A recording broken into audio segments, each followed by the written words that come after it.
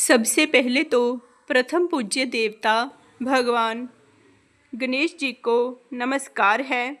अब मैं आपको बृहस्पतिवार की व्रत कथा सुनाऊंगी, आप ध्यान से सुनिए।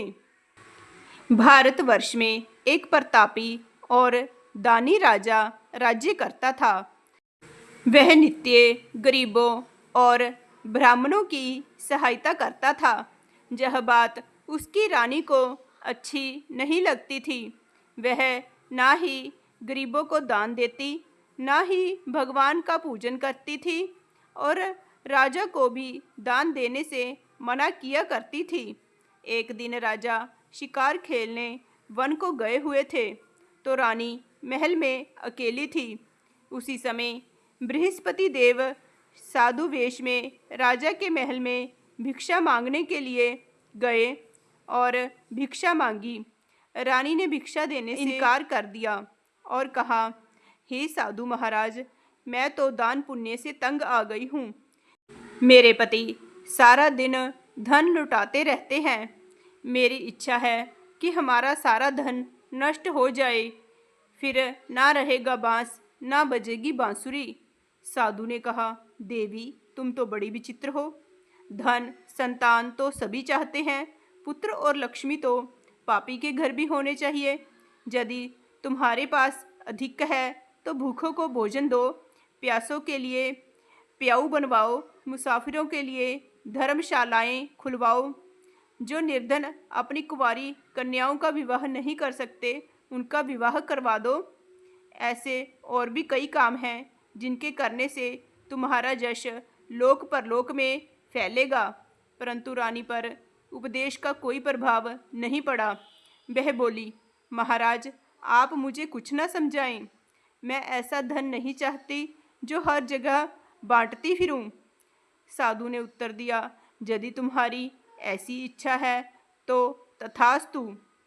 तुम ऐसा करना कि बृहस्पतिवार को घर लीपकर पीली मिट्टी से अपना सिर धोकर स्नान करना, भट्टी चढ़ाकर कपड़े धोना।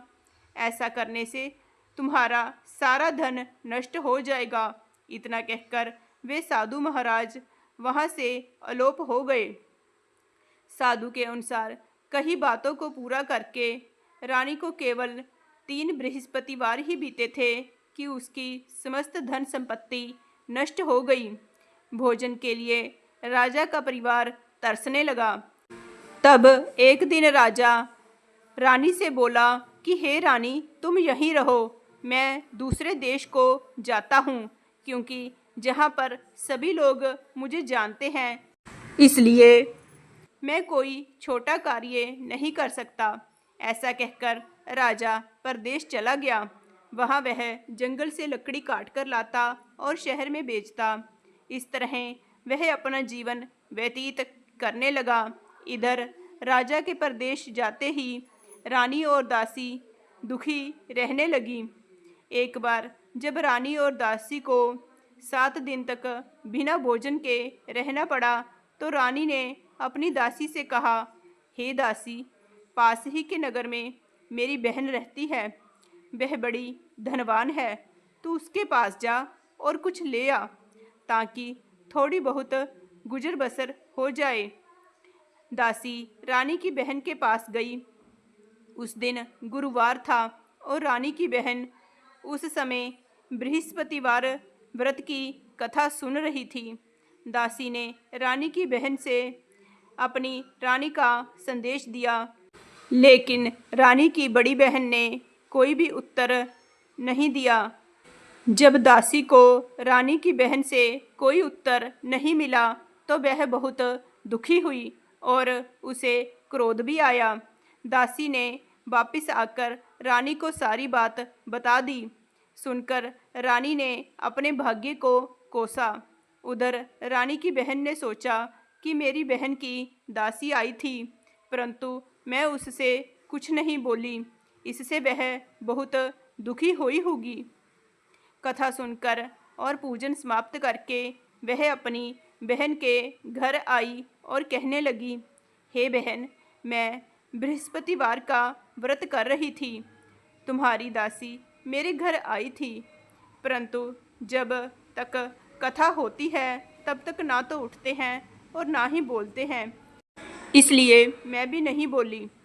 कहो दासी, क्यों गई थी? रानी बोली, बहन, तुमसे क्या छिपाऊं? हमारे घर में खाने तक को अनाज नहीं है। ऐसा कहते कहते रानी की आंखें भर आई। उसने दासी समेत पिछले 7 दिनों से भूखे रहने तक की बात अपनी बहन को विस्तार पूर्वक बता दी।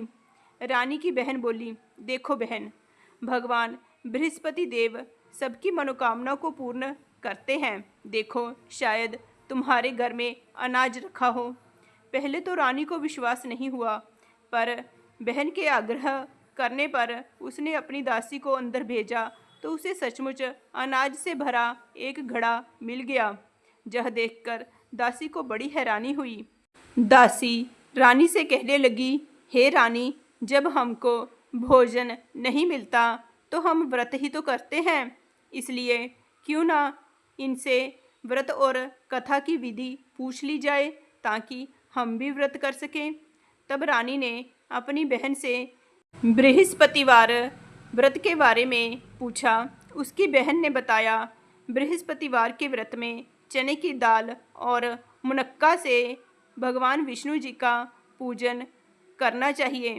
केले की जड़ में पूजन करें तथा दीपक जलाएं, व्रत कथा सुनें और पीला भोजन ही करें। इससे बृहस्पति देव प्रसन्न होते हैं। व्रत और पूजन विधि बताकर रानी की बहन अपने घर को लौट गई। 7 दिन के बाद जब गुरुवार आया तो रानी और दासी ने व्रत रखा। गुड़साल में जाकर चना और गुड़ लेकर आई, फिर उससे केले की जड़ तथा विष्णु भगवान का पूजन किया। अब पीला भोजन कहाँ से आए, इस बात को लेकर दोनों बहुत दुखी थी। क्योंकि उन्होंने व्रत रखा था, इसलिए बृहस्पति देव उनसे प्रसन्न थे। इसलिए वे एक साधारण व्यक्ति का रूप धारण कर 2 थालों में सुंदर पीला भोजन दासी को दे गए। भोजन पाकर दासी प्रसन्न हुई और फिर रानी के साथ मिलकर भोजन ग्रहण किया। उसके बाद वे सभी गुरुवार को व्रत और पूजन करने लगी। बृहस्पति देव की कृपा से उनके पास फिर से धन संपत्ति आ गई, परंतु रानी फिर से पहले की तरह आलस्य करने लगी।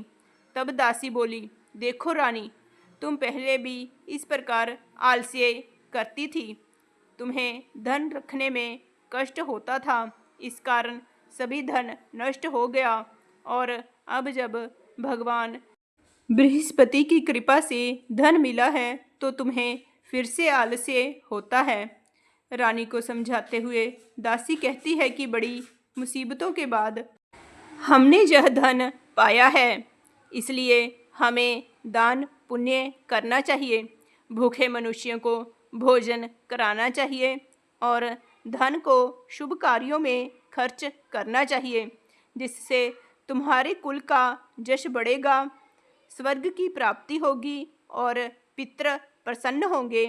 दासी की बात मानकर रानी अपना धन शुभ कार्यों में खर्च करने लगी, जिससे पूरे नगर में उसका यश फैलने लगा।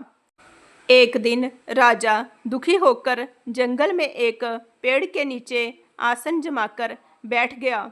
वह अपनी दशा को याद करके व्याकुल होकर रोने लगा। बृहस्पतिवार का दिन था। एकाएक उसने देखा कि निर्जन वन में एक साधु प्रकट हुए। वह साधु वेश में स्वयं बृहस्पति देवता थे। लकड़हारे के सामने आकर वे बोले, हे लकड़हारे, इस सुनसान जंगल में तू चिंता मग्न क्यों बैठा है? लकड़हारे ने दोनों हाथ जोड़कर प्रणाम किया और उत्तर दिया, महात्मा जी, आप सब कुछ जानते हैं, मैं क्या कहूँ? यह कहकर वह रोने लगा और साधु को अपनी आत्मकथा सुनाई। महात्मा जी ने कहा, तुम्हारी स्त्री ने बृहस्पति के दिन बृहस्पति भगवान का निरादर किया है, जिसके कारण रुष्ट होकर उन्होंने तुम्हारी यह दशा कर दी। अब तुम चिंता को दूर करके मेरे कहने पर चलो तो तुम्हारे सब कष्ट दूर हो जाएंगे और भगवान पहले से भी अधिक संपत्ति देंगे। तुम बृहस्पति के दिन कथा किया करो। 2 पैसे के चने मुनक्का लाकर उसका प्रसाद बनाओ और शुद्ध जल से लोटे में शक्कर मिलाकर अमृत तैयार करो। कथा के पश्चात अपने सारे परिवार और सुनने वाले प्रेमियों में अमृत व प्रसाद बांटकर आप भी ग्रहण करो। ऐसा करने से भगवान तुम्हारी सब मनोकामनाएं पूरी करेंगे। साधु के ऐसे वचन सुनकर लकड़हारा बोला, हे प्रभु, मुझे लकड़ी बेचकर इतना पैसा नहीं मिलता जिससे भोजन के उपरांत कुछ बचा सकूं। मैंने रात्रि में अपनी स्त्री को व्याकुल देखा। मेरे पास कुछ भी नहीं जिससे मैं उसकी खबर मंगा सकूं। साधु ने कहा, हे लकड़हारे, तुम किसी बात की चिंता मत करो। बृहस्पति के दिन तुम रोजाना की तरह लकड़ियां लेकर शहर को जाओ। तुमको रोज से दुगना धन प्राप्त होगा, जिससे तुम भली भांति भोजन कर लोगे तथा बृहस्पति देव की पूजा का सामान भी आ जाएगा। इतना कहकर साधु अंतर ध्यान हो गए। धीरे धीरे समय व्यतीत होने पर फिर वही बृहस्पतिवार का दिन आया। लकड़हारा जंगल से लकड़ी काटकर किसी शहर में बेचने गया। उसे उस दिन और दिनों से अधिक पैसा मिला। राजा ने चना गुड़ आदि लाकर गुरुवार का व्रत किया। उस दिन से उसके सभी क्लेश दूर हुए। परंतु जब दोबारा गुरुवार का दिन आया तो वह बृहस्पतिवार का व्रत करना भूल गया। इस कारण बृहस्पति भगवान नाराज हो गए। उस दिन उस नगर के राजा ने विशाल यज्ञ का आयोजन किया तथा शहर में यह घोषणा करा दी कि कोई भी मनुष्य अपने घर में भोजन ना बनावे, ना ही आग जलावे। समस्त जनता मेरे यहाँ भोजन करने आवे। इस आज्ञा को जो ना मानेगा उसे फांसी की सजा दी जाएगी। इस तरह की घोषणा संपूर्ण नगर में करवा दी गई। राजा की आज्ञा अनुसार शहर के सभी लोग भोजन करने गए, लेकिन लकड़हारा कुछ देर से पहुंचा, इसलिए राजा उसको अपने साथ घर ले गए और ले जाकर भोजन करा रहे थे तो रानी की दृष्टि उस खूंटी पर पड़ी जिस पर उसका हार लटका हुआ था। वह वहाँ पर दिखाई नहीं दिया। रानी ने निश्चय किया कि मेरा हार इस मनुष्य ने चुरा लिया है। उसी समय सिपाहियों को बुलाकर उसको कारागार में डलवा दिया। जब लकड़हारा कारागार में पड़ गया और बहुत दुखी होकर विचार करने लगा कि ना जाने कौन से पूर्व जन्म के कर्म के कारण मुझे यह दुख प्राप्त हुआ है, और उसी साधु को याद करने लगा जो कि जंगल में मिला था।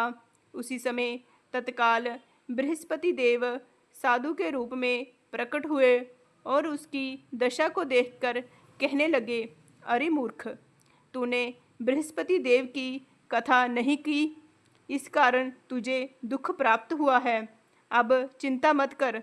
बृहस्पतिवार के दिन कारागार के दरवाजे पर 4 पैसे पड़े मिलेंगे। उनसे तू बृहस्पति देव की पूजा करना, तेरे सभी कष्ट दूर हो जाएंगे। बृहस्पतिवार के दिन उसे 4 पैसे मिले। लकड़हारे ने कथा कही।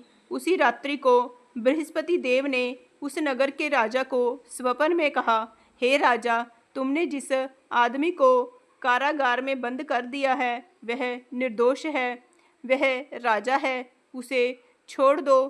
रानी का हार उसी खूंटी पर लटका है। अगर तू ऐसा नहीं करेगा तो मैं तेरे राज्य को नष्ट कर दूंगा। इस तरह रात्रि के स्वप्न को देखकर राजा प्रातःकाल उठा और खूंटी पर हार देखकर लकड़हारे को बुलाकर माफ़ी मांगी और लकड़हारे को योग्य सुंदर वस्त्र आभूषण देकर विदा कर दिया। बृहस्पति देव की आज्ञा अनुसार लकड़हारा अपने नगर को चला गया। राजा जब अपने नगर के निकट पहुंचा तो उसे बड़ा आश्चर्य हुआ। नगर में पहले से अधिक बाग, तालाब, कुएं तथा बहुत सी धर्मशाला, मंदिर आदि बनी हुई थी। राजा ने पूछा कि यह किसका बाग और धर्मशाला है। तब नगर के सब लोग कहने लगे कि यह सब रानी और बांदी के हैं। तो राजा को आश्चर्य हुआ और गुस्सा भी आया। जब रानी ने यह खबर सुनी कि राजा आ रहे हैं तो उन्होंने बांदी से कहा कि हे दासी, देख राजा हमको कितनी बुरी हालत में छोड़ गए थे।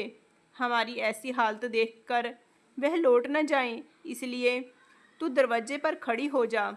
आज्ञा अनुसार दासी दरवाजे पर खड़ी हो गई।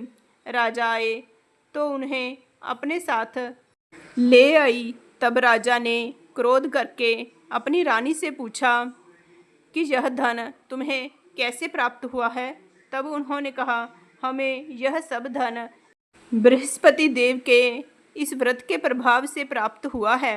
राजा ने निश्चय किया कि 7 रोज बाद तो सभी बृहस्पति देव का पूजन करते हैं, परंतु मैं प्रतिदिन दिन में 3 बार कहानी तथा रोज व्रत किया करूँगा।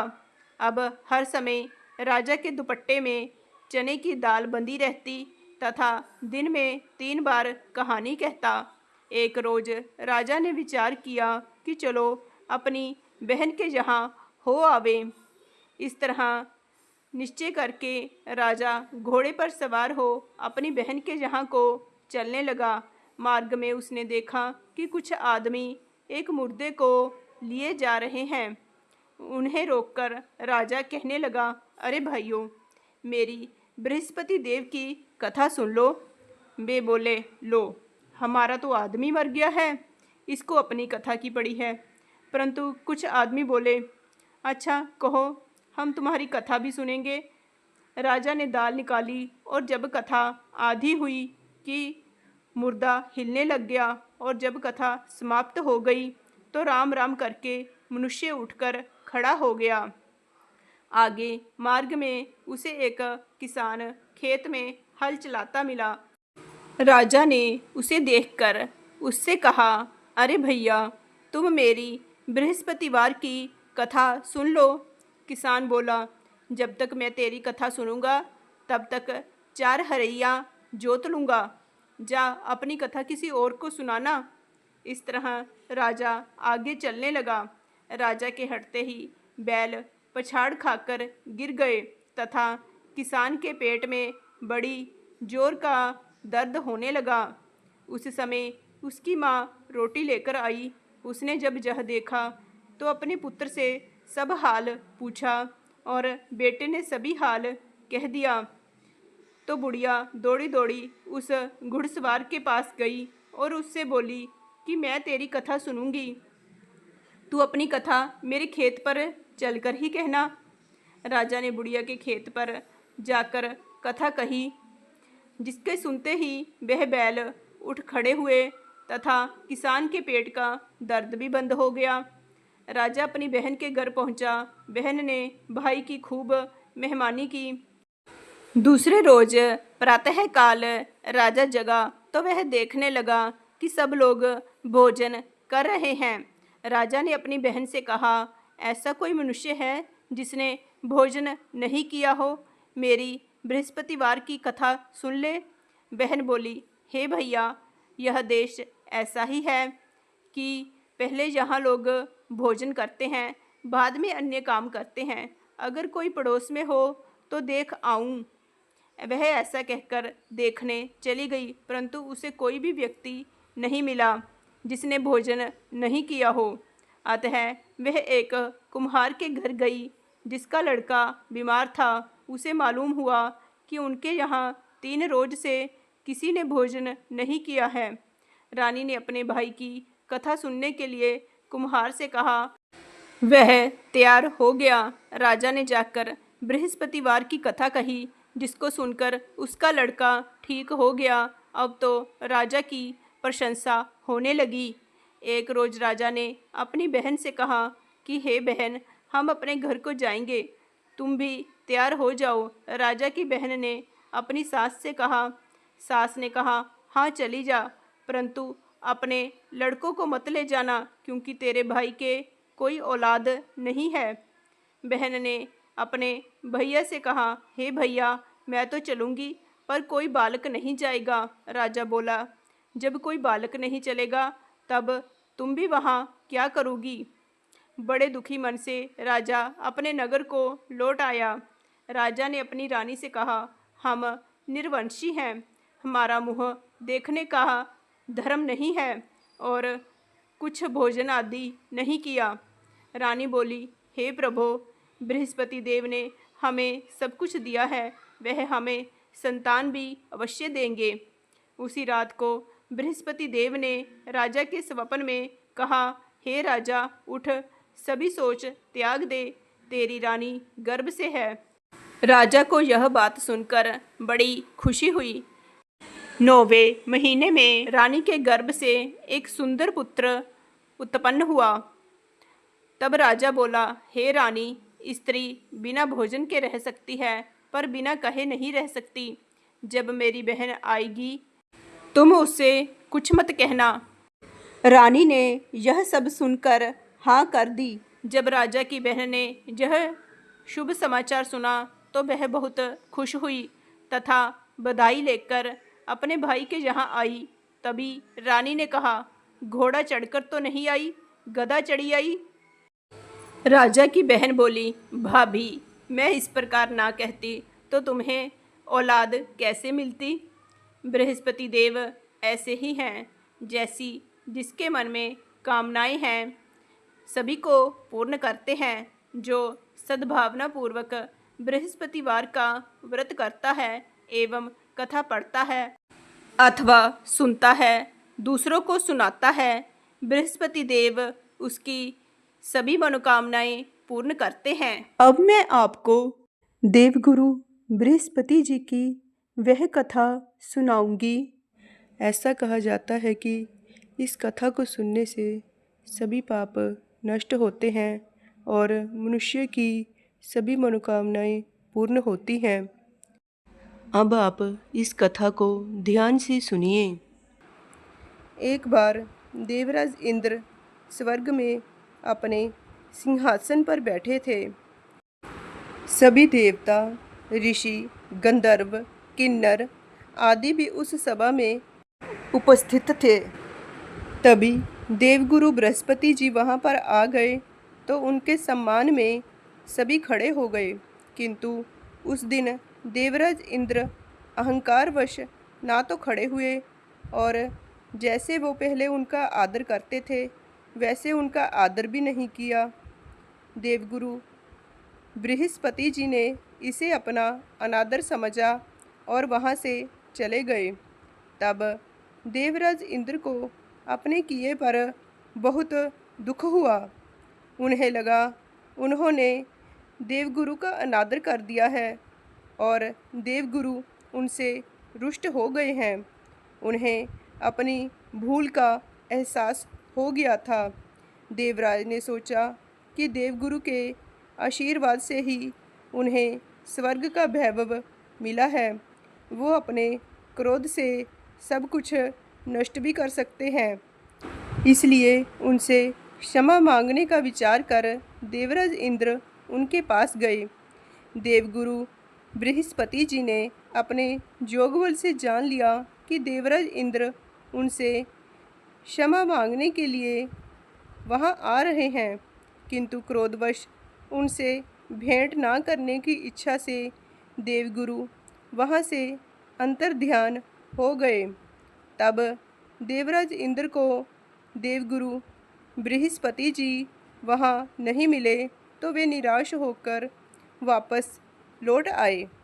यह समाचार जब दैत्यों के राजा वृषवर्मा ने सुना तो उसने दैत्य गुरु शुक्राचार्य से भेंट की और उनकी आज्ञा से इंद्रलोक पर आक्रमण कर दिया। देवगुरु की कृपा प्राप्त न होने के कारण देवता दैत्यों से हारने लगे। तब देवताओं ने ब्रह्मा जी को सारा वृत्तांत सुनाया और उनसे सहायता मांगी कि वो उन्हें दैत्यों से बचाएं। तब ब्रह्मा जी ने उनसे कहा कि तुमसे बड़ा अपराध हुआ है जो तुमने देवगुरु को क्रोधित कर दिया। अब अगर तुम अपना कल्याण चाहते हो तो त्वष्टा ब्राह्मण का पुत्र विश्वरूपा जो बड़ा तपस्वी और ज्ञानी है उसे अपना पुरोहित बना लो, तभी तुम्हारा कल्याण हो सकता है। ब्रह्मा जी के वचन सुनते ही देवराज इंद्र त्वष्टा के पास पहुंच गए और बड़े ही विनम्र भाव से त्वष्टा से निवेदन किया कि आप हमारे पुरोहित बनकर हमारा कल्याण करें।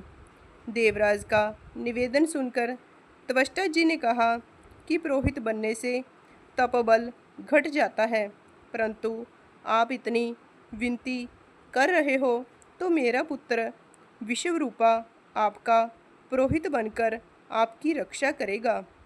पिता की आज्ञा से विश्वरूपा ने देवताओं का पुरोहित बनकर अपने पूर्ण प्रयत्न किए।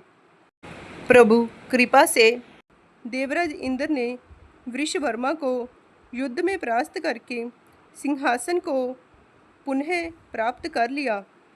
त्वष्टा के पुत्र विश्वरूपा के 3 मुख थे।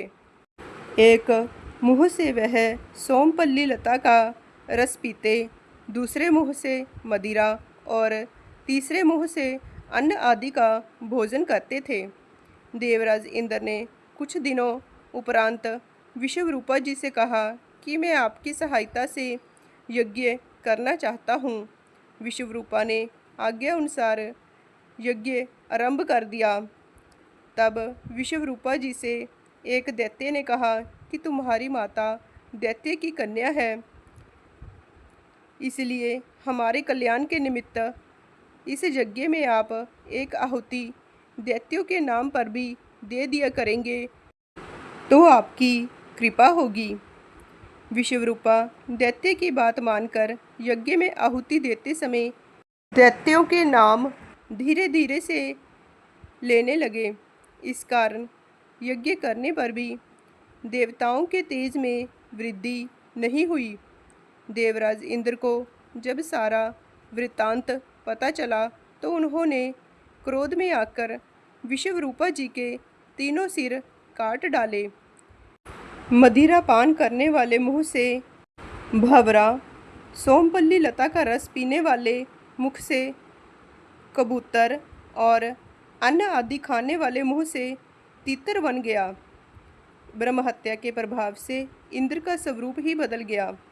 देवताओं ने पूरे 1 वर्ष तक पश्चाताप किया, पर फिर भी ब्रह्महत्या के प्रभाव से छूट नहीं पाए।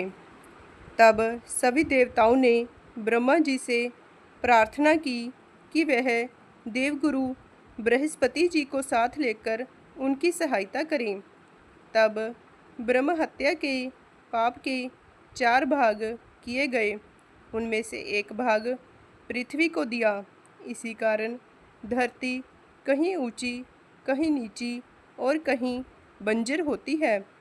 ब्रह्मा जी ने पृथ्वी को यह वरदान भी दिया कि धरती में जहाँ गड्ढा होगा वो समय आने पर स्वतः ही भर जाएगा।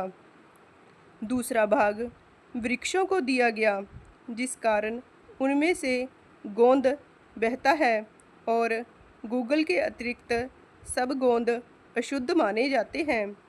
ब्रह्मा जी ने वृक्षों को यह वरदान दिया कि ऊपर से सूखने पर भी जड़ फिर से फूट जाया करेगी। तीसरा भाग स्त्रियों को दिया गया, जिस कारण स्त्रियां हर महीने रजस्वला होती हैं।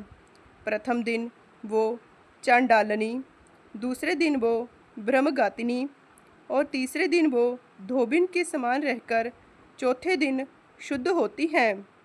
ब्रह्मा जी ने स्त्रियों को संतान प्राप्ति का वरदान दिया। चौथा भाग जल को दिया, जिस कारण जल के ऊपर फेन और शिवाल आदि आ जाते हैं। ब्रह्मा जी ने जल को यह वरदान दिया कि उसे जिस चीज़ में डाला जाएगा उसका भार बढ़ जाएगा। देवराज इंद्र को इस प्रकार से ब्रह्म हत्या के पाप से मुक्ति मिली। जो भी मनुष्य इस कथा को पढ़ता, सुनता या सुनाता है, उसके सभी पाप देवगुरु बृहस्पति जी की कृपा से नष्ट हो जाते हैं और उसकी सभी मनोकामनाएं पूर्ण होती हैं। बोलिए देवगुरु बृहस्पति जी की जय। कृष्ण भगवान की जय। जय श्री कृष्ण।